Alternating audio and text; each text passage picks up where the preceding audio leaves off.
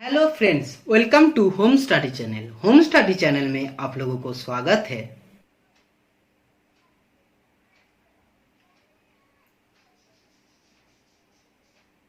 Hi friends, मैं हूँ अरिंदम गोस्वामी और मैं आज आप लोगों को हाइड्रोस्टैटिक का नेक्स्ट पार्ट पढ़ाने जा रहा हूँ। क्योंकि हाइड्रोस्टैटिक का प्रीवियस क्लास में हम लोग क्या किया था, प्रीवियस क्लास में हम लोग पार्शियली जो भी सबमर्ज बॉडी है उनके लिए क्या कंडीशंस है क्या नहीं है ये हम लोग कंप्लीट कर चुका है। ठीक है, आज हम लोग हाइड्रोस्टैटिक का कुछ बेसिक टॉपिक के बारे में डिस्कस करेंगे। ठीक है, और उसके बाद हम लोगों का हाइड्रोस्टैटिक का मैक्सिमम 1 या 2 दिन से आज को छोड़कर अगर बात करता हूँ तो 1 या 2 क्लास और भी लगेगा, जिसमें हम लोग कवर करेंगे। आज बेसिक कंसेप्ट कुछ कवर करेंगे, उसके बाद फ्लो कवर करेंगे, टाइप्स ऑफ फ्लो जो भी होता है, फ्लूइड का जो टाइप्स ऑफ फ्लो होता है उसको कवर करेंगे, और फिर कुछ इंपॉर्टेंट क्वेश्चन है उसको डिस्कस करेंगे।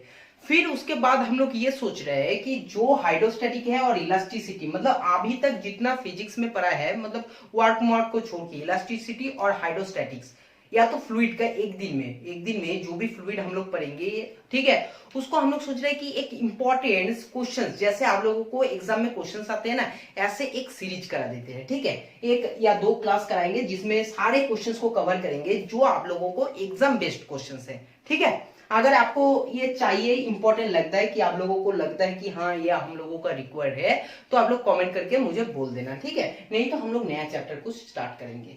देखो, अब बात सुनो कि हाइड्रोस्टैटिक में हम लोग आज बेसिक टॉपिक डिस्कस करेंगे, जिसको हम लोगों को प्रीवियस हम लोग बहुत सारे स्टूडेंट्स पहले से हम लोग जानते हैं। ठीक है, बात करेंगे अभी हम लोग एटमॉस्फेरिक प्रेशर के बारे में कि एटमॉस्फेरिक प्रेशर क्या होते हैं। देखो, डेफिनेशंस किताब में मिल जाएगा, आपको डेफिनेशंस इंटरनेट में मिल जाएगा, लेकिन एक्चुअली ये एटमॉस्फेरिक प्रेशर्स क्या है, बिल्कुल बेसिक कंसेप्ट क्या है इसके पीछे, ये हम लोग आज सीखेंगे। ठीक है, तो चलो सबसे पहले कॉपी पेन निकाल लो, और क्या है, कॉपी पेन निकालने के बाद आप लोग पॉइंट कर दो एटमॉस्फेरिक प्रेशर, और इसको समझते हैं कि ये क्या है एटमॉस्फेरिक प्रेशर। हम लोग कौन सा प्लैनेट में रहते हैं, कौन सा प्लैनेट में हम लोग रहते हैं, हम लोग अर्थ में रहते हैं, हम लोग अर्थ में रहते हैं। और अर्थ का शेप बिल्कुल नहीं है, लेकिन लगभग ऐसा कुछ है, कुछ राउंड टाइप का है, ऐसे राउंड टाइप का कुछ है ना। ये है क्या है, ये है अर्थ, ये है अर्थ। जैसे बहुत सारे कंट्री है, ये कुछ कंट्री होगा ऐसे कंट्री, ये कंट्री है, ये कंट्री है, बहुत सारे कुछ है। ठीक है, अर्थ के ऊपर, अर्थ के सरफेस में हम लोग सब क्या है, हम लोग सब रहते हैं। उसके सरफेस में ही रहते हैं कि समुद्र रहते हैं, पानी रहते हैं, जी एनिमल्स रहते हैं, प्लांट, और भी हम लोग प्लांट्स रहते हैं। ठीक है, इसके ऊपर सब कुछ रहते हैं। अब बात होता है कि ये जो एटमॉस्फेरिक प्रेशर है ना, कि डेफिनेशन अगर आपको पढ़ना है, आप किताब से पढ़ लेना है कि 76 सेंटीमीटर जो मरकरी है उसकी प्रेशर के इक्वल है, जो भी है ब्ला ब्ला ब्ला, वो आप लोग क्या है किताब से पढ़ लेना। अब देखो, इसका बेसिक डेफिनेशन सुनो कि अर्थ है, अब अर्थ के सरफेस के ऊपर एक प्रेशर यूज होता है, एक प्रेशर अप्लाई होता है, कि अर्थ के सरफेस के ऊपर कोई एक प्रेशर अप्लाई होता है। ऐसा तो कि प्रेशर का कुछ डायरेक्शन है नहीं, हम सब ने जानते हैं कि प्रेशर का कोई भी डायरेक्शन नहीं है। ठीक है, हर साइड्स में प्रेशर का डायरेक्शन भी इक्वल होता है, क्या है, हर साइड्स में प्रेशर का डायरेक्शन है और उसका इक्वल होता है। ठीक है, लेकिन अभी सुनो कि हम लोग समझने के लिए इसको डायरेक्शन दिया है। ठीक है, कि अर्थ के सरफेस के ऊपर क्या होता है ना, प्रेशर अप्लाई होता है, प्रेशर अप्लाई होता है। जो प्रेशर कहां से आते हैं, एटमॉस्फेयर, एटमॉस्फेयर।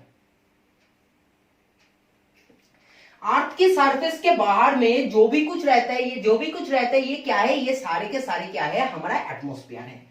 और जो प्रेशर अर्थ के सरफेस के ऊपर अप्लाई हो रहा है, ये प्रेशर किस साइड से आते हैं, ये प्रेशर आते हैं हम लोगों को एटमॉस्फेयर से। और एटमॉस्फेयर से जब प्रेशर हमारा अर्थ के सरफेस में आते हैं, और या तो अप्लाई होते हैं, या तो हम लोगों को महसूस होता है कि हम लोगों को बाहर से कोई प्रेशर हमारे ऊपर अप्लाई हो रहा है, उसको हम लोग क्या कहते हैं, उसको हम लोग कहते हैं एटमॉस्फेरिक प्रेशर। एटमॉस्फेरिक प्रेशर मतलब है कि एटमॉस्फेयर के प्रेशर है एटमॉस्फेयर के द्वारा जो प्रेशर अर्थ की सरफेस के ऊपर अप्लाई होता है, उसको हम लोग कहते हैं कि एटमॉस्फेरिक प्रेशर। समझ में आया एटमॉस्फेरिक प्रेशर क्या है, समझ में आया। चलो अब बात करते हैं कि ये एटमॉस्फेरिक प्रेशर को हम लोग मेजरमेंट कैसे करते हैं। एटमॉस्फेरिक प्रेशर है तो इसको मेजरमेंट कैसे करते हैं हम लोग, तो इसका मेजरमेंट भी बहुत ज्यादा इंपॉर्टेंट है। चलो देखते हैं कि इसको मेजरमेंट कैसे करते हैं। इसका अगर हम लोग बात करें कि जो मेजरमेंट क्या कैसे करते हैं, सपोज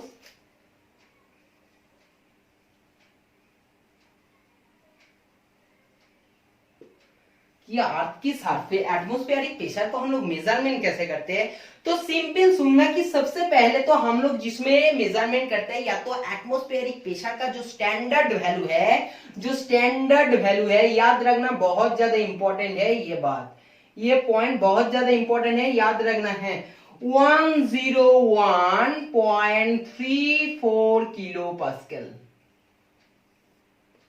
अब बात है किलो पास्कल है, मतलब ये किस में है, ये एसआई में है। हम लोग कह सकते हैं किलो को अगर अपने सिंपल पास्कल में भी ले जा सकते हो, ठीक है। सुनो, किसी किसी बुक में ये भी लिखा रहते हैं 101.4 किलो पास्कल, लेकिन एक्चुअल वैल्यू है ये। लेकिन अगर आप लोग 101.4 भी लिखोगे गलत नहीं है, अगर आप लोग 101.34 भी लिखोगे तब भी गलत नहीं है, जो आपको अच्छा लगे लिख लेना। किसी किसी किताब में लिखा रहेगा 101.4, किसी में लिखा रहेगा 101.34। 101.34 लिखा रहेगा जो सबसे बेस्ट बुक है, जो सबसे अच्छे किताब है, ठीक है, उसमें एग्जैक्ट वैल्यू नहीं तो आप जो भी मतलब मैक्सिमम 70% किताब में यही मिलेगा 101.4। तो इसलिए मैं कह देता हूं जो आपको अच्छा लगेगा करना, कोई भी गलती नहीं है, ठीक है, कोई भी गलत नहीं है। अब सुनो कि स्टैंडर्ड वैल्यू जो भी होता है ना, ये प्रेशर का, ये एटमॉस्फेरिक प्रेशर का होता है 101.34 किलो पास्कल। बात आते हैं कि 101.34 किलो पास्कल को अगर हम लोग, ये तो एसआई का हो गया, अगर हम लोग सीजीएस में करते हैं तो कैसे करेंगे, तो मैं आपको बोलूंगा बहुत ही सिंपल है कि 101.34 इंटू 10 क्यूब, और पास्कल का मतलब क्या है, न्यूटन पर मीटर स्क्वायर, न्यूटन पर मीटर स्क्वायर है आपका पास्कल का। मैं बोलूंगा सिंपल 101.34 इंटू 10 क्यूब, आपको अगर न्यूटन और मीटर स्क्वायर को डाइन और सेंटीमीटर स्क्वायर में लेकर जाना है, 10 टू द पावर 5 डाइन, और इसमें क्या है, इसमें 10 to the power 4 centimetre square. ठीक है, समझ में आया कैसे कर रहा हूं, देखो। फिर इसको जैसे हम लोग सॉल्व करेंगे, एक 10 रहेगा और सिंपल ये हो जाएगा हमारे पास 101.34 into 10 to the power 4 dyne per centimetre square, जो हमारा है सीजीएस में, जो हमारा है सीजीएस में क्या है, स्टैंडर्ड वैल्यू है। एटमॉस्फेरिक प्रेशर का स्टैंडर्ड वैल्यू होता है, क्या होता है, 101.34 into 10 to the power 4 dyne per centimetre square, या तो कह सकते हैं कि 101.34 किलो पास्कल, जो आपको अच्छा लगे कहना, ठीक है। ये हो गया एक वैल्यू। और भी मेजरमेंट है, इसको छोड़ के और भी मेजरमेंट है जो हमारा डेफिनेशंस में लिखा रहता है, 76 सेंटीमीटर मरकरी के प्रेशर के इक्वल होता है। ये क्या होता है ना, जो हम लोग मेजरमेंट करते हैं, तो मेजरमेंट में के टाइम हम लोग ये भी बोल सकते हैं कि 76 सेंटीमीटर मरकरी, 76 सेंटीमीटर क्या है, 76 centimetre of mercury, 76 centimetre of mercury की प्रेशर। मरकरी को क्या से कैसे हम लोग डिनोट करते हैं, एसी, एसी मतलब है कि मरकरी, ठीक है, 76 सेंटीमीटर, या तो कह सकते हैं कि 760 मिलीमीटर ऑफ एसी, मतलब है कि 760 मिलीमीटर ऑफ क्या है आपका एजी, मतलब है मरकरी, ठीक है, समझ लिया। आप देखो 100 सिंपल 10.3 मीटर ऑफ क्या है, 10.3 मीटर ऑफ वाटर, ये भी बहुत ज्यादा इंपॉर्टेंट है कि वाटर के साथ अगर हम लोग एटमॉस्फेरिक प्रेशर को मेजरमेंट करते हैं तो 10.3 मीटर ऑफ वाटर होता है। 1.01 बार ऑफ क्या है ना, 1.01 बार, सिंपल है 1.01 बार। अब देखो एक बार का मतलब कितना होता है, एक बार का मतलब क्या होता है, एक बार का मतलब होता है, एक बार का मतलब होता है कि 10 to the power 6 dyne per centimetre square. Important है ये, बहुत ज्यादा याद रखना कि बार में जब भी आएगा आपको उसमें डाइन पर सेंटीमीटर स्क्वायर में लेकर जाना है, और ये है रिलेशन कि 1 bar equal to 10 to the power 6 dyne per centimetre square, ठीक है, याद रखना बहुत ज्यादा इंपॉर्टेंट है। और है सिंपल, जिसको हम लोग टॉर बोलते हैं। एक टॉर इक्वल टू क्या है, 1 टॉर। ये भी बहुत ज्यादा इंपॉर्टेंट है। 1 टॉर क्वेश्चंस में आपको टॉर में दे देगा, क्वेश्चंस में आपको टॉर में दे देगा। तब आपको सॉल्व करना है कि टॉर का क्वेश्चंस को कैसे सॉल्व करोगे। 1 टॉर इक्वल टू होता है 1 millimetre of mercury, 1 millimetre of mercury. ठीक है, 1 टॉर इक्वल टू होता है 1 मिलीमीटर ऑफ मरकरी। तो सिंपली आपको 760 मिलीमीटर ऑफ मरकरी में लेकर जाना है। सिंपल है, ठीक है, कैलकुलेशन कर लेना है। बहुत ही इंपॉर्टेंट है ये सारे कुछ है आपका प्रेशर का मेजरमेंट। और स्टैंडर्ड वैल्यू हमेशा याद रखना, भूलना मत कि जो स्टैंडर्ड वैल्यू होता है कितना होता है, 101.34 किलो पास्कल। ये बहुत ज्यादा इंपॉर्टेंट है, इसको याद रखना। ठीक है, ये होता है आपका एटमॉस्फेरिक प्रेशर का मेजरमेंट। कैसे एटमॉस्फेरिक प्रेशर का मेजरमेंट करते हैं, ये सारे कुछ है, इसको याद रखना है। क्वेश्चंस में आपको कभी भी देगा 76 मीटर ऑफ मरकरी के, कभी भी दे देगा 10.3 मीटर ऑफ वाटर के, कभी भी दे देगा आपको सिंपली टॉर में दे देगा, या तो आपको सिंपली उसमें डाइन में लेकर जाना है। कभी क्वेश्चंस बार में दे देगा 1 bar equal to 10⁻⁶ dine per centimetre square. ये सब कुछ डाटा आपको गिवन होना चाहिए, नॉलेज होना चाहिए, दिमाग में रहना चाहिए। चाहे किसी में भी दे, आपको एटमॉस्फेरिक प्रेशर तुरंत निकाल देना चाहिए। ठीक है, चलो ये हो गया आपका सिंपली। अब चलते हैं कि नेक्स्ट टॉपिक में कुछ सिंपल उसका स्केल देखते हैं कि जो एटमॉस्फेरिक प्रेशर है, प्रेशर का स्केल देखते हैं, बहुत इंपॉर्टेंट है।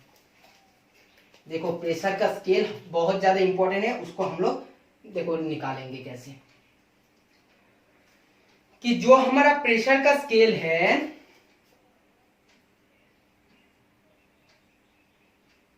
जो हमारा प्रेशर का स्केल है, ठीक है, देखो प्रेशर का स्केल कैसे निकालेंगे। प्रेशर का स्केल मतलब देखो, एक होता है ना जीरो लाइन, एक होता है zero line, zero pressure line, जिसमें प्रेशर बिल्कुल जीरो होता है। ये क्या है, ये है हमारा zero pressure line, zero pressure line. मतलब होता है कि P इक्वल टू 0 होता है इस लाइन में, इस लाइन में P इक्वल टू 0 होता है, P इक्वल टू 0 होता है जीरो प्रेशर लाइन में। ये होता है हमारा क्या है, ये होता है कंप्लीटली वैक्यूम, कंप्लीटली वैक्यूम। याद रखना है, ये होता है हमारा कंप्लीटली वैक्यूम, कंप्लीटली वैक्यूम। ठीक है, ये होता है कंप्लीटली वैक्यूम। अब बात सुनो कि कैसे हम लोग सिंपल इसके बाद हम लोग क्या करेंगे, नहीं इसके बाद हम लोगों को प्रेशर स्केल से निकालेंगे कि जो हमारा एटमॉस्फेरिक प्रेशर क्या है, गॉज प्रेशर क्या है, एब्सोल्यूट प्रेशर क्या है, ये सब कुछ आपको अभी समझ में आ जाएगा, अभी आप लोगों को समझ में आ जाएगा। देखो कि ये होता है हमारा pressure line P equal to 0, या तो कह सकते हैं जीरो प्रेशर लाइन। जो हमारा एटमॉस्फेरिक प्रेशर है, जो हमारा एटमॉस्फेरिक प्रेशर है, एटमॉस्फेरिक प्रेशर में P इक्वल टू क्या है, P इक्वल टू क्या है मुझे बताओ कि 101.34 किलो पास्कल। इसको हम लोग मान लेते हैं, इसको हम लोग अभी कैलकुलेशन करेंगे, इसलिए हम लोग मान लेते हैं कि 101 है, 101 किलो पास्कल मान लेते हैं। ठीक है, चलो ये क्या है, ये हमारा है एटमॉस्फेरिक प्रेशर का लाइन, ये होता है एटमॉस्फेरिक प्रेशर का लाइन। ये होता है जैसे कॉम्प्लीटली वैक्यूम में जीरो प्रेशर लाइन, ये होता है हमारा एटमॉस्फेरिक प्रेशर लाइन, जिसमें प्रेशर इक्वल टू क्या होता है 101.34, या तो हम लोग सॉल्व करने के लिए 101 मान लेते हैं। ठीक है, चलो अब बात करते हैं, ये तो हो गया हमारा क्या है कंप्लीटली मतलब एटमॉस्फेरिक प्रेशर लाइन। अब बात सुनो, इसके ऊपर में भी एक प्रेशर लाइन रहता है, इसके ऊपर में भी एक प्रेशर लाइन रहता है। इस प्रेशर लाइन को क्या कहते हैं अभी समझ में आ जाएगा। सपोज मान लेते हैं कि ये P इक्वल टू क्या है, ये P इक्वल टू है 150 किलो पास्कल। मान लेते हैं कि इसमें जो प्रेशर लाइन है, ये प्रेशर लाइन क्या है आपका 150 किलो पास्कल। ये पॉइंट दे देते हैं, पॉइंट कुछ भी दे देते हैं, वो पॉइंट दे देते हैं, इसमें दे देते हैं सपोज A, और इसमें सपोज दे देते हैं B, OAB। चलो अब बात करते हैं कि what is absolute pressure. Absolute pressure क्या होते हैं, एब्सोल्यूट प्रेशर क्या होते हैं, डेफिनेशन सुनो कि यार समझो। Absolute pressure, what is absolute pressure, सुनो इसको अच्छे से डेफिनेशन सुनो, या तो मैं आप लोगों को बोल रहा हूँ अच्छे से नोट बना के रखना। ठीक है, क्योंकि समझने के लिए आपका लोकल लैंग्वेज से भी अगर आप लिख के लग रहे हो तो बहुत अच्छा काम कर रहे हो, क्योंकि जब आप लोगों को समझ में आ जाएगा ना कोई भी चीज, तो आप डेफिनेशन खुद से लिख सकते हो, लेकिन समझना बहुत ज्यादा इंपॉर्टेंट है। समझने में ज्यादा से ज्यादा ध्यान दो, या रटने से कुछ नहीं होगा, 2 दिन बाद फिर भूल जाओगे, लेकिन जब समझ जाओगे तब आप खुद 10 साल के बाद भी उसको याद कर सकते हो। ठीक है, आप सुनो कि एब्सोल्यूट प्रेशर क्या होते हैं। एब्सोल्यूट प्रेशर होता है कि अगर हम लोग जीरो प्रेशर लाइन से, या तो कह सकते हैं कि इस लाइन से जब हम लोग मेजर करते हैं कि कोई भी प्रेशर को, तो उसको हम लोग कहते हैं एब्सोल्यूट प्रेशर, उसको हम लोग कहते हैं एब्सोल्यूट प्रेशर। ठीक है, सिंपल सुनो कि जब हम लोग कोई भी प्रेशर को जब हम लोग जीरो प्रेशर लाइन से मेजर कर रहे हैं, तब हम लोग उसको कहेंगे कि एब्सोल्यूट प्रेशर। तो सिंपल आप लोग डेफिनेशन से लिख सकते हो कि which pressure is measured from zero pressure line. ठीक है, which pressure is measured from zero pressure line और P equal to zero line. ठीक है, तो सिंपल इसको कहते हैं, क्या कहते हैं ना, एब्सोल्यूट प्रेशर। अब बात करते हैं, सुन लो कि इस जो भी ये डायग्राम है, इस डायग्राम में मुझे बताओ कि मेरा एब्सोल्यूट प्रेशर क्या है, मुझे एब्सोल्यूट प्रेशर क्या है। ठीक है, तो इसमें मेरा एब्सोल्यूट प्रेशर क्या है। सपोज मैं मान लेता हूं कि ओबी मेरा है एब्सोल्यूट प्रेशर। ओबी क्या है, ओबी है हमारा एब्सोल्यूट प्रेशर। ठीक है, ओबी क्या है, ओबी है हमारा एब्सोल्यूट प्रेशर। ओ पॉइंट से मैंने बी पॉइंट को मेजर कर रहा हूं, तो सिंपल मेरा जो ओबी है एब्सोल्यूट प्रेशर, एब्सोल्यूट प्रेशर। और O B इक्वल टू क्या है, O B इक्वल टू है 150, तो मेरा एब्सोल्यूट प्रेशर है 150 किलो पास्कल। 150 किलो पास्कल हो गया मेरा एब्सोल्यूट प्रेशर। ठीक है, समझ में आया, ये होता है हमारा एब्सोल्यूट प्रेशर। अब बात तो हो गया कि एब्सोल्यूट प्रेशर तो है, देखो ये ना, ये पूरे के पूरे स्ट्रेट लाइन में होगा, सबसे शॉर्ट डिस्टेंस। मेरा डायग्राम गलत हो सकता है, लेकिन कंसेप्ट में गलत नहीं होना चाहिए आप लोगों को, कि ये जो भी होगा ये होगा बिल्कुल स्ट्रेट लाइन, ये होगा बिल्कुल स्ट्रेट लाइन। ठीक है, बिल्कुल स्ट्रेट लाइन होगा।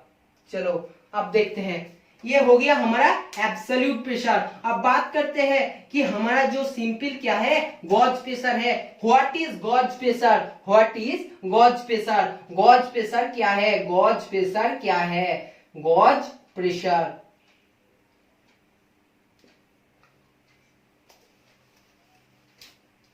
चलो मैं यहाँ पर लिख देता हूँ कि एब्सोल्यूट प्रेशर को आप साफ करके लिख देता हूँ कि गॉज प्रेशर। ये व्हाट इज गॉज प्रेशर, तो गॉज प्रेशर देखो क्या होते हैं, गॉज प्रेशर क्या होते हैं ना। गॉज प्रेशर का डेफिनेशन अगर बोलता हूँ तो सिंपल सुनो कि जो प्रेशर हमारा एटमॉस्फेरिक प्रेशर से मेजर करते हैं, जो प्रेशर को हम लोग एटमॉस्फेरिक प्रेशर को रेफरेंस मान के हम लोग क्या करते हैं, मेजर करते हैं, तो उसको हम लोग कहते हैं, क्या कहते हैं ना, गॉज प्रेशर। अगर हम लोग सिंपली बोलते हैं कि ये बी पॉइंट में हमारा गॉज प्रेशर कितना है, बी पॉइंट में हमारा गॉज प्रेशर कितना है, तो सिंपल आप बोलोगे अच्छा बी पॉइंट में गॉज प्रेशर, बी पॉइंट में गॉज प्रेशर है कि एटमॉस्फेरिक प्रेशर की रेफरेंस में मुझे मेजर करना है, मतलब ये जो डिस्टेंस है ये मेरा है गॉज प्रेशर। तो मैं बोलूंगा गॉज प्रेशर को कैसे डिफाइन करोगे, तो गॉज प्रेशर हो गया ए बी है हमारा गॉज प्रेशर, और ए बी इक्वल टू हम लोग कह सकते हैं कि O B minus O A. O B equal to हो गया 150 और ओ ए इक्वल टू है कि 101, तो सिंपल हमारे पास आ चुके हैं 49 किलो पास्कल। जो 49 किलो पास्कल है, ये 49 किलो पास्कल क्या है, 49 किलो पास्कल है हमारा गॉज प्रेशर। गॉज प्रेशर मतलब ये पूरे के पूरे प्रेशर, मतलब 150 प्रेशर, और ये प्रेशर को अगर आपने सब्सट्रैक्ट करोगे, जो ये प्रेशर मिलेगा इतना सा प्रेशर है आपका गॉज प्रेशर। अब बात सुनो, एनबी ऐसे एनबी दो, और सिंपल एक इंपॉर्टेंट पॉइंट लिख लो कि नेगेटिव गॉज प्रेशर, अगर आपका गॉज प्रेशर नेगेटिव में आ रहा है, अगर आपका गॉज प्रेशर नेगेटिव में आ रहा है, नेगेटिव में आने का मतलब क्या है कि उसका गॉज प्रेशर इस साइड में नहीं, गॉज प्रेशर कुछ इस साइड में है, गॉज प्रेशर कुछ इस साइड में है। जब आपका नेगेटिव में गॉज प्रेशर आते हैं, तो सिंपल उसको, उसी नेगेटिव गॉज प्रेशर को हम लोग कहते हैं कि ना वैक्यूम प्रेशर। क्या कहते हैं, नेगेटिव गॉज प्रेशर को हम लोग कहते हैं कि क्या कहते हैं ना, vacuum pressure, vacuum pressure, vacuum pressure. याद रखना, बहुत इंपॉर्टेंट पॉइंट है, बहुत इंपॉर्टेंट पॉइंट है कि कोई भी गॉज प्रेशर्स को कहते हैं, कोई भी नेगेटिव गॉज प्रेशर्स को कहते हैं किया ना वैक्यूम प्रेशर। मैं अगर सपोज आपको किसी भी एक क्वेश्चन में बोल दिया कि हमारा वैक्यूम प्रेशर है, हमारा वैक्यूम प्रेशर है 20 किलो पास्कल, 20 किलो पास्कल, तो वैक्यूम प्रेशर मैंने दे दिया, क्या दे दिया 20 किलो पास्कल। तो इसका मतलब मुझे बताओ क्या होगा, इसका मतलब क्या होगा मुझे बताओ कि 20 किलो पास्कल है मेरा वैक्यूम प्रेशर। अच्छा, तो 20 किलो प्रेशर बोल सकते हो या तो बोल सकते हो कि -20 किलो पास्कल जो हमारा है क्या है ना गॉज प्रेशर, -20 किलो पास्कल है गॉज प्रेशर, या तो है माइनस कोई नेगेटिव वैक्यूम गॉज प्रेशर को कहते हैं वैक्यूम प्रेशर, तो 20 किलो पास्कल। मतलब ये है कि एब्सोल्यूट प्रेशर, एटमॉस्फेरिक प्रेशर से 20 किलोमीटर नीचे है कोई पॉइंट, 20 किलोमीटर नीचे है कोई पॉइंट, मतलब 20 किलो पास्कल, इसी पॉइंट में है 20 किलो पास्कल। ऐसे कुछ पॉइंट है जिस पॉइंट में है 20 किलो पास्कल, ठीक है। मैं बोलूंगा इस पॉइंट में मुझे एब्सोल्यूट प्रेशर बोलो और इस पॉइंट में मुझे क्या है, मुझे एब्सोल्यूट प्रेशर निकालो और इस पॉइंट में मुझे गज प्रेशर बताओ। इस पॉइंट में मुझे एब्सोल्यूट प्रेशर बोलो और इस पॉइंट में मुझे क्या है, मुझे सिंपल गज प्रेशर बताओ, दोनों मुझे बताओ कैसे निकालोगे इसको। देखो कैसे निकालते हैं,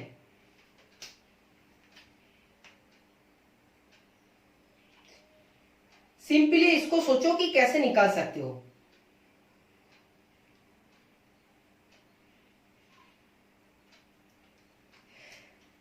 सुनो अब कि इसमें जो हमारा एब्सोल्यूट प्रेशर होगा, जो हमारा गॉज प्रेशर है ये तो है 20 किलो पास्कल, जो हमारा गॉज प्रेशर है, गॉज प्रेशर क्या होगा, अगर गॉज प्रेशर बोलते हैं तो गॉज प्रेशर क्या होगा -20 किलो पास्कल।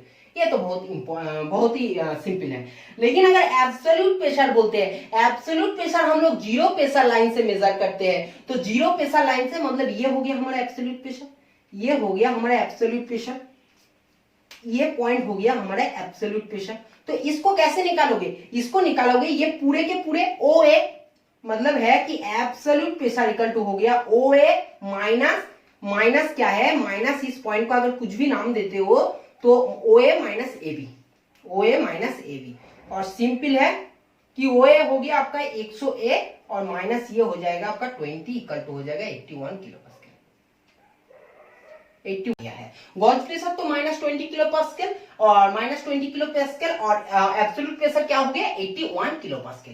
81 किलो पास्कल क्या हो गया एब्सोल्यूट प्रेशर, ठीक है, दो निकल लिया। तो देखो सिंपली ये हो गया 81 किलो पास्कल।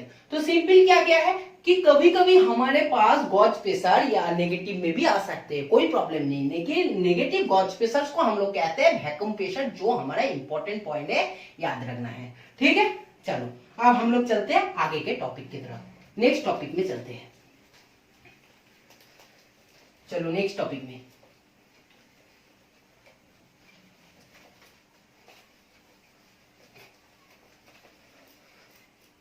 कि नेक्स्ट टॉपिक क्या है, नेक्स्ट टॉपिक देख लो कि नेक्स्ट टॉपिक क्या है।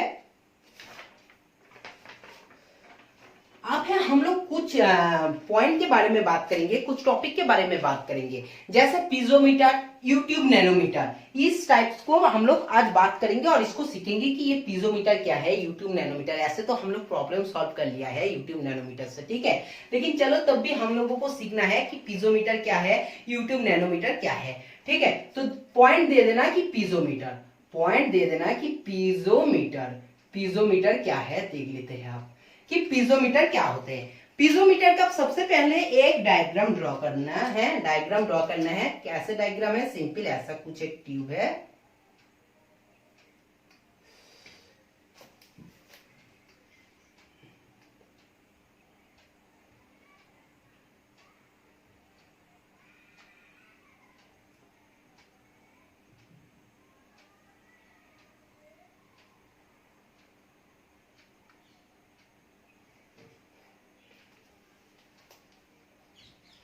ठीक है। देखो सपोज इसके अंदर में कुछ फ्लूइड है, इसके अंदर में कुछ फ्लूइड है, ठीक है, ये कोई कंटेंट है, इसके अंदर में कुछ फ्लूइड है। पीजोमीटर क्या है, पीजोमीटर एक पाइप जैसा होता है, पीजोमीटर क्या होता है, एक पाइप जैसा होता है। और इसका क्या होता है, इसका फंक्शंस क्या रहते हैं, जिस साइड में फ्लूइड रहते हैं ना, जिस साइड में फ्लूइड रहते हैं, ये सारे फ्लूइड है, ये सारे फ्लूइड है, तो फ्लूइड के अंदर में एक एंड तो आपका फ्लूइड के अंदर होता है और एक एंड रहता है आपका क्या है, एयर में। एक एंड रहता है आपका एयर में, ठीक है। सिंपल देखो पीजोमीटर, तो पीजोमीटर के साइड में ना लिख लो कि ये क्या होता है, ये कुछ पॉइंट लिख लो। फर्स्ट पॉइंट तो है ये ग्लास ट्यूब, ये क्या होता है, ये होता है एक ग्लास ट्यूब। दूसरा पॉइंट लिख लो कि वन एंड इज कनेक्टेड क्या है, वेयर प्रेशर इज मेजर, ठीक है, where pressure was to be determined. इसमें देखो एक एंड क्या होता है, वन एंड, ये देखो एक एंड क्या क्या है, एक एंड कनेक्टेड है, one and connected where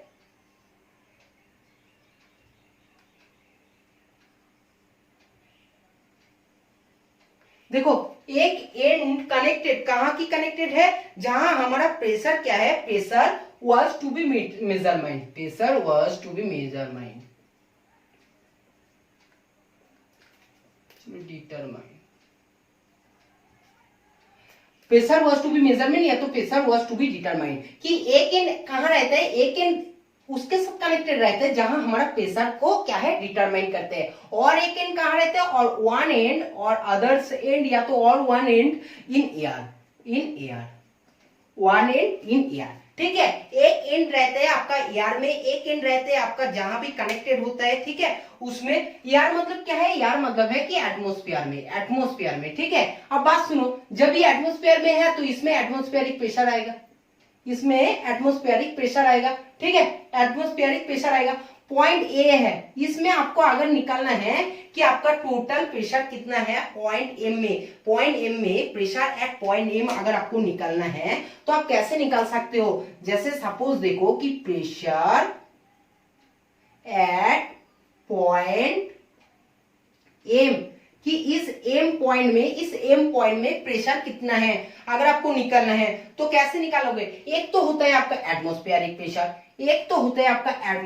pressure, और जो हम लोग सीखा है कि हाइट के साथ क्या होता है, सपोज इसका हाइट क्या है, इसका हाइट है h, और इसके जो डेंसिटी मैंने मान लिया कि डेंसिटी है रो, तो सिंपली क्या हो जाएगा, रो जी एच, ये होगा आपका प्रेशर एट पॉइंट एम। बहुत ही इंपॉर्टेंट है, ठीक है, किसी को निकालना। अब बात करते हैं कि प्रेशर एट पॉइंट एम तो निकल लिया, लेकिन अगर इस एम पॉइंट में अगर हम लोगों को एब्सोल्यूट प्रेशर निकालना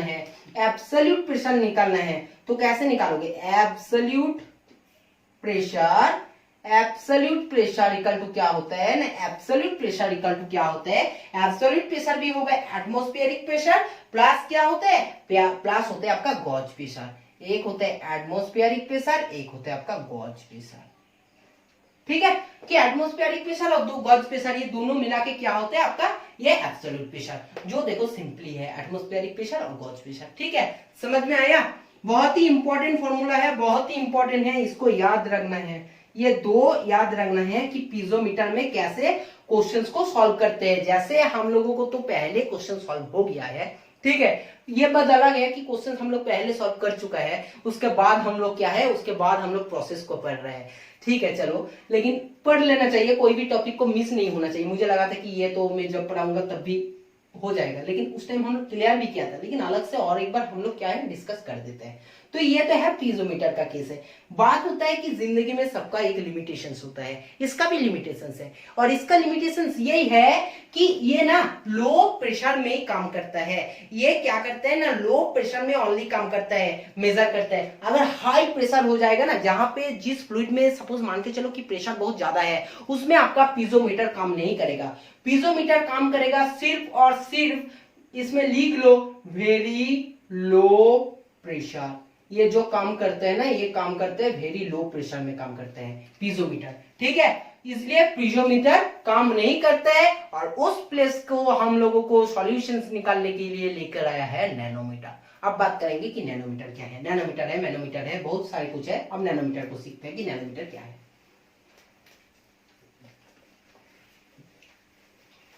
देखो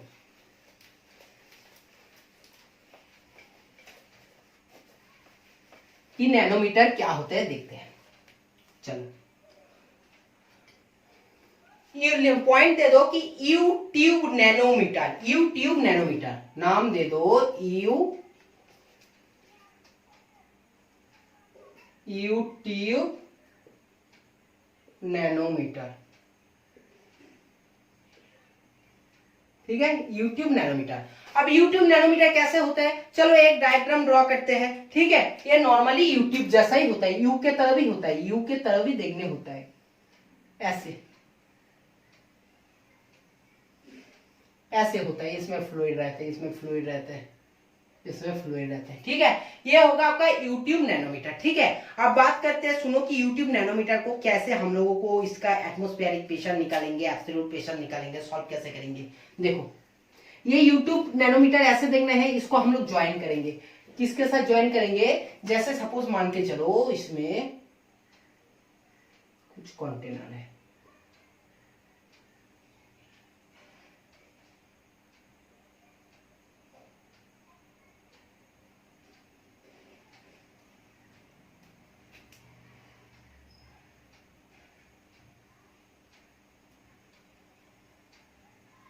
ठीक है। चलो ये हो गया यूट्यूब नैनोमीटर है, ये यूट्यूब नैनोमीटर है, ये यूट्यूब नैनोमीटर को इसके साथ कनेक्ट कर दिया। इसके अंदर में क्या है, इसके अंदर में सपोज मान के चलो कि फ्लूइड है, इसके अंदर में कुछ फ्लूइड है, कुछ फ्लूइड है, ठीक है। और इसके अंदर में ये यूट्यूब नैनोमीटर में क्या है, इसमें अंदर में कुछ डिफरेंट है। सपोज मान के चलो कि मरकरी है, सपोज मान के चलो कि इसके अंदर में क्या है, इसके अंदर में क्या है, इसके अंदर में मरकरी है। उसी केस में आपको कैसे सॉल्व करना है, उस केस में आपको कैसे सॉल्व करना है देखते हैं। देखो एक साइड में इधर से तो हमारा एटमॉस्फेरिक प्रेशर आएगा, कि एटमॉस्फेरिक प्रेशर आएगा, ये है पॉइंट ए, इसका डेंसिटी मान लिया कि रो, और इसका मरकरी का डेंसिटी क्या है, रो एम, मरकरी का डेंसिटी क्या है, रो एम, ठीक है। देखो जहां मरकरी है ना, इस पोजीशन में सपोज मान के चलो कि मरकरी है, मरकरी इस पोजीशन में है एक्स का तरफ, ठीक है। और ये जो सिंपल ये हाइट है, इसमें मरकरी नहीं है, वाई है, ये मरकरी नहीं है, वाई है, ठीक है। सपोज समझ गया। देखो इस पॉइंट में और इस पॉइंट में क्या होगा, प्रेशर इक्वल होगा, क्योंकि सेम डिस्टेंस में सेम हाइट में प्रेशर क्या होता है, सेम होता है, ये तो हम सबको पता है, ठीक है ना। अब देख लो, सपोज देख लो कि सिंपली आपका पीए क्या होगा, पीए प्लस रो, पीए प्लस क्या होगा, रो जी, कौन सा डिस्टेंस होगा, एक्स प्लस वाई दोनों डिस्टेंस मिलेगा, एक्स प्लस वाई, रो तो ये हो गया। अब बात करते हैं कि रो हो गया, माइनस करोगे ना, मरकरी का एटमॉस्फेरिक प्रेशर है, एटमॉस्फेरिक प्रेशर है, ये मरकरी का है, तो सिंपली क्या होगा, दोनों को मरकरी का भी माइनस जाएगा, तो माइनस रो एम जी, और ये कितना हाइट है, ये एक्स हाइट है, सॉरी ये एक्स हाइट है, रो एम जी एक्स, ठीक है ना। और सिंपल क्या है, ये इक्वल टू हमारा आ चुका है कि एटमॉस्फेरिक प्रेशर, ठीक है। और एब्सोल्यूट प्रेशर मतलब पीए इक्वल टू निकालते हैं कि एब्सोल्यूट प्रेशर इक्वल टू क्या आएगा, तो atmospheric pressure plus rho M G X और है माइनस रो जी एक्स वाई, रो जी एक्स प्लस वाई, ठीक है। बहुत ज्यादा इंपॉर्टेंट है कि नैनोमीटर में किसी को एब्सोल्यूट प्रेशर या तो आपको एटमॉस्फेरिक प्रेशर निकालना है तो कैसे निकाल सकते हो, सिंपल तरीका क्या है, ये है आपका सिंपल, बहुत ज्यादा अच्छा फॉर्मूला है, ठीक है। देखो बहुत ही इंपॉर्टेंट है कि रो एम जी एक्स माइनस है सिंपली रो जी एक्स, क्योंकि y क्या होगा, y डिस्टेंस नहीं जाएगा जब गॉज प्रेशर होगा, गॉज प्रेशर क्या होगा, गॉज प्रेशर आपका सिंपली रो जी एक्स हो जाएगा। गॉज प्रेशर आपको क्या होगा, गॉज प्रेशर y नहीं होगा, atmospheric pressure plus rho M G x minus rho जी एक्स, ठीक है। ये हो गया आपका एब्सोल्यूट प्रेशर निकालने का, एब्सोल्यूट प्रेशर। रो एम क्या है, रो एम है आपका सिंपली मरकरी का डेंसिटी, सिंपली रो क्या है, रो है कोई भी फ्लूइड है, या तो कह सकते हो कि वाटर अगर दे देता है क्वेश्चंस में तो उसका डेंसिटी, ठीक है, समझ गया। और ये हो गया आपका एब्सोल्यूट प्रेशर, ठीक है। चलो अब बात करते हैं, यूट्यूब नैनोमीटर भी बहुत ज्यादा इंपॉर्टेंट है। यूट्यूब नैनोमीटर से आपको डायरेक्ट क्वेश्चंस पूछेगा, आपको क्वेश्चंस को जवाब देना है, आंसर देना है। आपको क्वेश्चंस आपको पीजोमीटर से डायरेक्ट क्वेश्चंस पूछेगा, उसी क्वेश्चंस को आपको क्या है, जवाब देना है। कोई भी क्वेश्चन से आपको डायरेक्ट यही पूछ सकता है कि उसका एटमॉस्फेरिक प्रेशर क्या है, उसका एब्सोल्यूट प्रेशर क्या है, उसका गज प्रेशर क्या है, ऐसा ही कुछ क्वेश्चंस आपको पूछेगा। ठीक है, आपको जो भी कुछ क्वेश्चंस देते हैं पीजोमीटर नैनोमीटर से, सारे क्वेश्चंस एक ही फॉर्मूला के ऊपर बेस करके होता है, वो होता है हाइट के साथ क्या है, प्रेशर रो जी एच, याद रखना है रो जी एच। ठीक है, चलो अब बात करते हैं कि देखो एक सिंपली बात है, हम लोग ना प्रीवियस क्लास में फ्लोटेशन के बारे में पढ़ा था। ठीक है, फ्लोटेशन के बारे में पढ़ा था। अब ऐसा एक बात है ना कि हम लोग ने इस क्वेश्चंस को अवॉइड कर लिया है, उसी दिन हम लोग इसको स्किप कर गया है कि टाइप्स ऑफ ऑसिलेशन, ऑसिलेशन। ठीक है, ये देखो टाइम पीरियड ऑफ ऑसिलेशन बहुत ज्यादा इंपॉर्टेंट है। ये क्वेश्चंस आपको हमेशा एसएससी जेई बोलो, आपका आरआरबी जेई बोलो, आपका जेई मेंस बोलो, ये क्वेश्चंस हमेशा आपको देगा ही देगा। टाइम पीरियड ऑफ ऑसिलेशन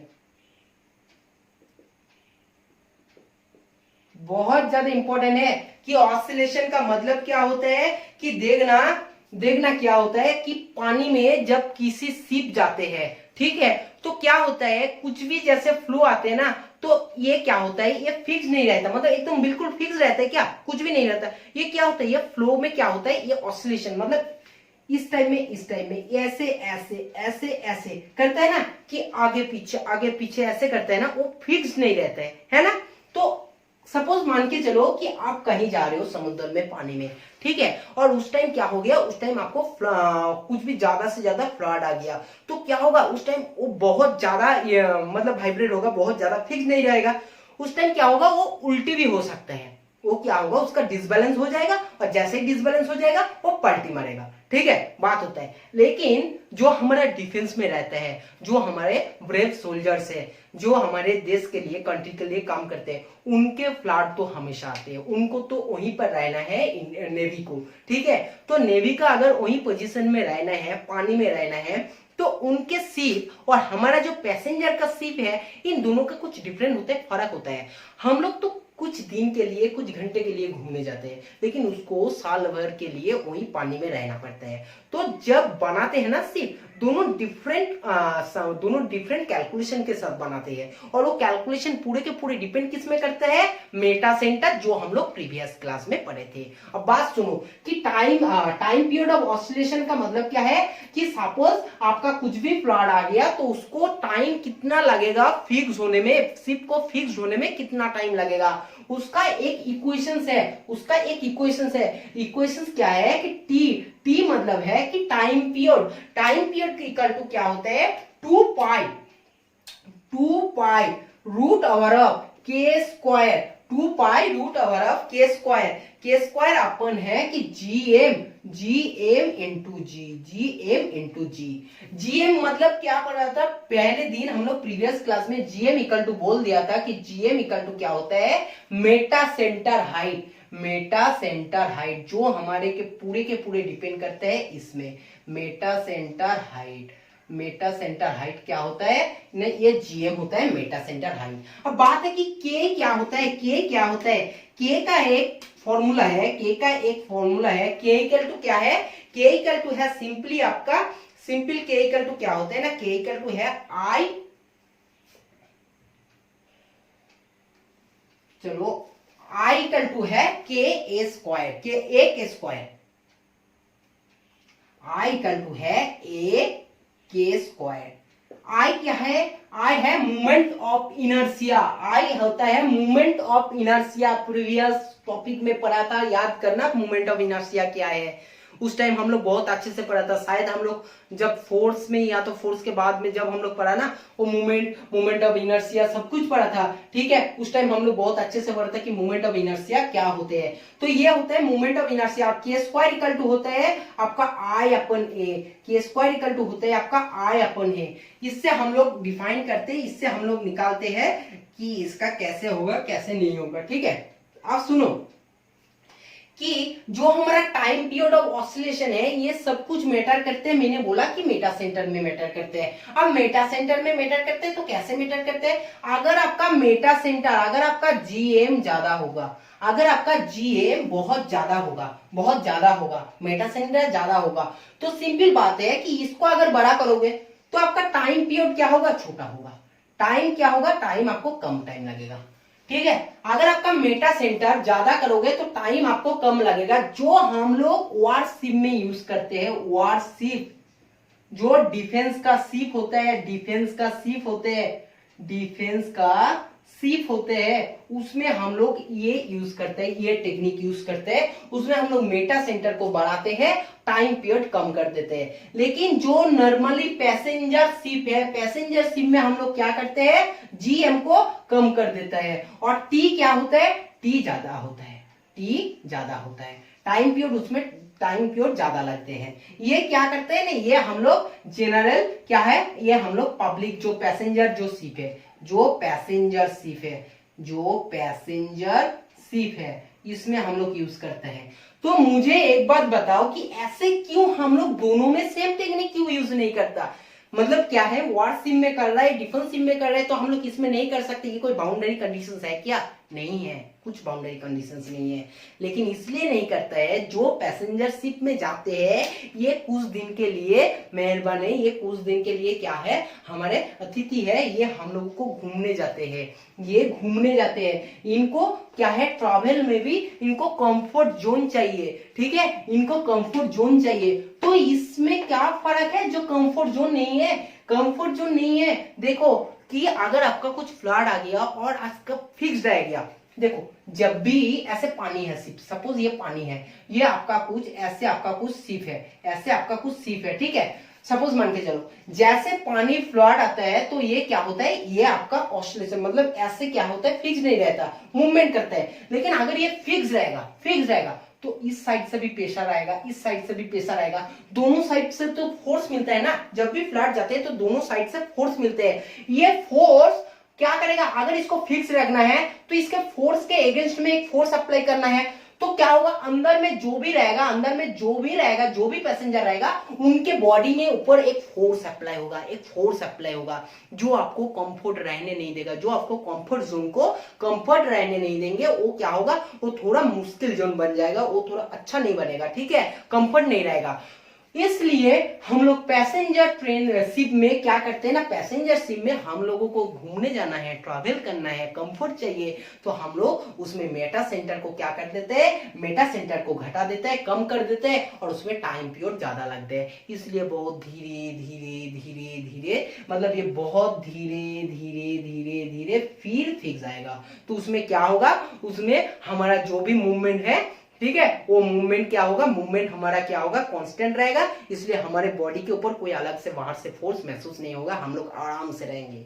लेकिन बात आते हैं कि ये डिफेंस सिस्टम या तो वारशिप में इन लोगों को कंफर्ट जोन नहीं चाहिए। इन लोग हमारे कंट्री के लिए क्या करते हैं, पूरी जिंदगी को दे देते हैं, इनको कभी भी कंफर्ट जोन नहीं चाहिए। इन लोग हमारे कंट्री के लिए जा रहे हैं, देखो इनके पास कंफर्ट जोन नहीं है, इनके पास ज्यादा से ज्यादा चाहिए सेफ्टी।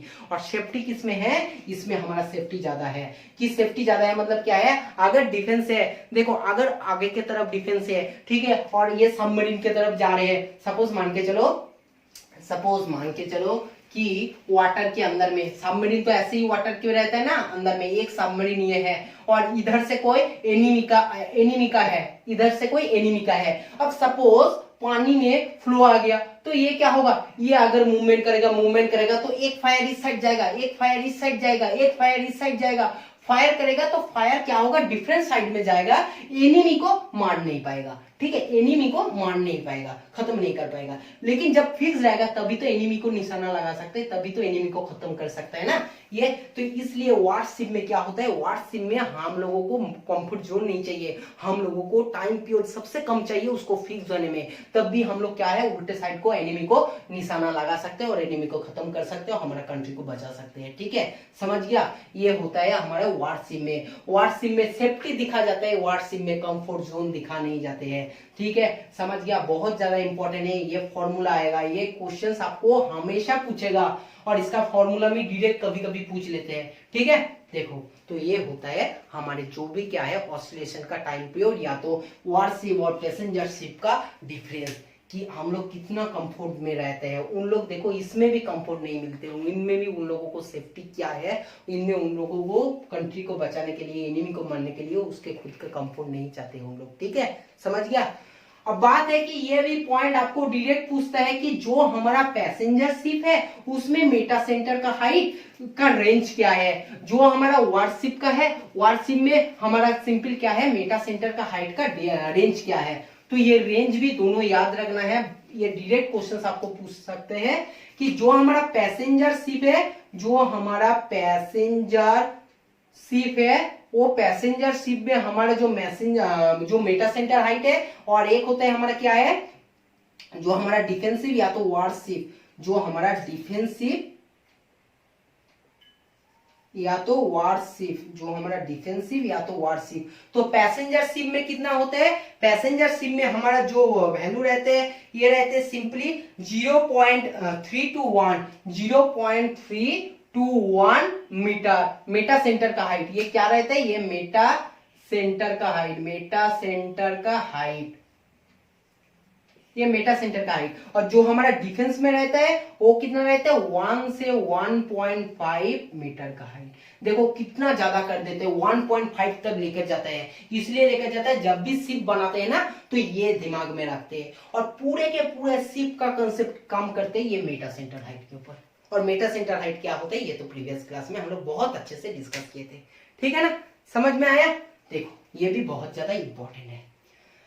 आप बात करते हैं बहुत ज्यादा इंपॉर्टेंट है जेईई मेंस के लिए, बहुत ज्यादा इंपॉर्टेंट है जूनियर इंजीनियरिंग के लिए, आरआरबी के लिए, ठीक है, जिनका टेक्निकल पेपर होते हैं उनके लिए। सीधी बात ये है कि नॉर्मली अगर आप आरआरबी ग्रुप डी दे रहे हो या तो एनटीपीसी दे रहे हो या तो आप एसएससी सीजीएल दे रहे हो, ऐसा क्वेश्चन हमेशा नहीं आएगा, जिंदगी में नहीं आएगा। लेकिन अगर जूनियर इंजीनियरिंग दे रहे हो, अगर आरआरबी दे रहे हो junior engineering, SSC junior engineering, आपका यूपीएससी का आईएएस दे रहे हो या तो आपका जेईई मेंस का क्वेश्चन दे रहे हो, नीट का क्वेश्चन दे रहे हो, नीट का एग्जाम दे रहे हो, तब आपके लिए इंपॉर्टेंट है। क्या इंपॉर्टेंट है, टाइप्स ऑफ फ्लो,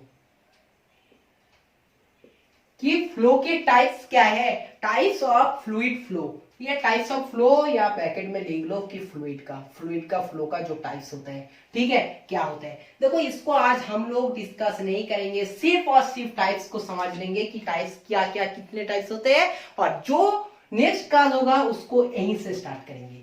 तो टाइप्स ऑफ फ्लो देख लेते हैं क्या क्या होते हैं। सबसे पहले स्टेडी और अनस्टेडी फ्लो। चलो बोलो मेरे साथ, steady and unsteady flow. First flow बहुत ज्यादा इंपॉर्टेंट है। सेकेंड फ्लो क्या है, स्टेडी एंड अनस्टेडी फ्लो के बाद होगा uniform and non uniform flow, uniform and non uniform flow, ठीक है, ये भी इंपॉर्टेंट है। थर्ड है जो ये सबसे ज्यादा इंपॉर्टेंट है और क्वेश्चंस यही से बनते हैं, और इसमें क्या नाम है, लैमिनार एंड टर्बुलेंट फ्लो, बहुत ज्यादा इंपॉर्टेंट है, लैमिनार एंड टर्बुलेंट फ्लो। इससे आपको हमेशा क्वेश्चंस बनते हैं, चाहे कोई भी एग्जाम दो, फ्लो से यहीं से क्वेश्चंस बनते हैं, लैमिनार एंड टर्बुलेंट फ्लो, ठीक है। इसके बाद क्या है, इसके बाद है rotational and irrotational flow, rotational and irrotational flow, rotational and irrotational flow बहुत ज्यादा इंपॉर्टेंट है। अब लास्ट बात करते हैं क्या है, ये है आपका compressible and incompressible flow, compressible and incompressible flow.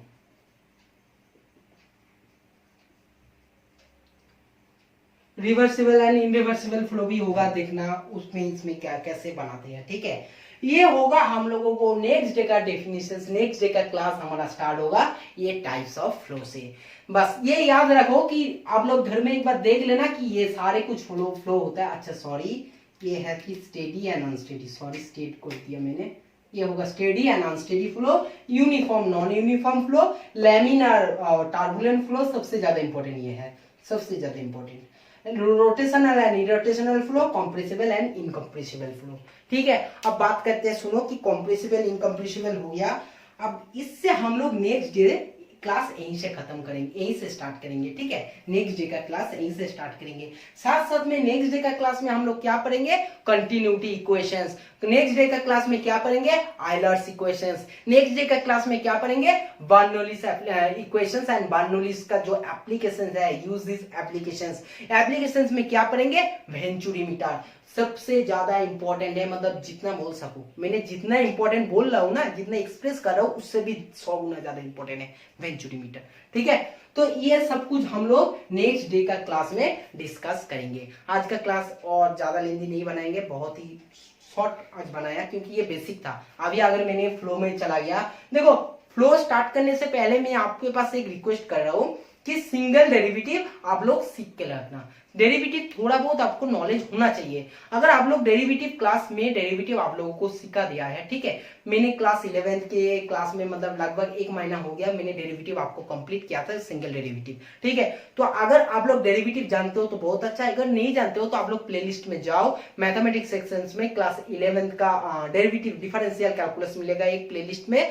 तो डिफरेंशियल कैलकुलस से आप लोग डेरिवेटिव प्लीज खत्म कर लेना। अगर डेरिवेटिव नहीं जानते हो तो फ्लो आपके दिमाग में नहीं आएगा, फ्लो आपका दिमाग में नहीं आएगा, सच में बता रहा हूं। क्योंकि ये सब कुछ है ना, ये सब कुछ, ये लैमिनार फ्लो, टर्बुलेंट फ्लो, इसके इतना इक्वेशंस है कि सारे डिफरेंशियल कैलकुलस है, सारे डेरिवेटिव करके हम लोग निकालेंगे, सारे प्रूव करेंगे इस फ्लो को। फ्लो के साथ कुछ भी, मतलब ये बहुत ज्यादा इंपॉर्टेंट है, अपर क्लास के लिए भी इंपॉर्टेंट है, आपका अभी के लिए भी इंपॉर्टेंट है, ठीक है।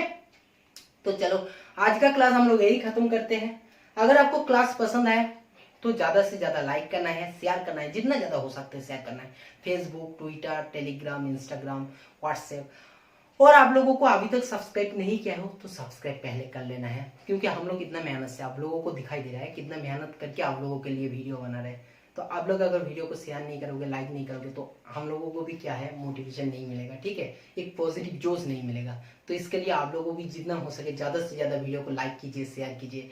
और एक बात, अगर आप लोगों को वो सीरीज चाहिए, वो क्वेश्चंस का चाहिए सेट की हाइड्रोस्टैटिक और इलास्टिसिटी का 1-2 चैप्टर मिला के एक इंपॉर्टेंट क्वेश्चन जो एग्जाम बेस्ड क्वेश्चन होता है, ये अगर चाहते हो तो आप लोग कमेंट सेक्शन में कमेंट कर देना, तब भी बनाऊंगा, नहीं तो नेक्स्ट चैप्टर में सरफेस टेंशन में चला जाऊंगा, ठीक है। नेक्स्ट चैप्टर सरफेस टेंशन में, ठीक है। चलो तो आज का क्लास हम लोग यही खत्म करते हैं, फिर मुलाकात होंगे नेक्स्ट क्लास में, तब तक बाय बाय।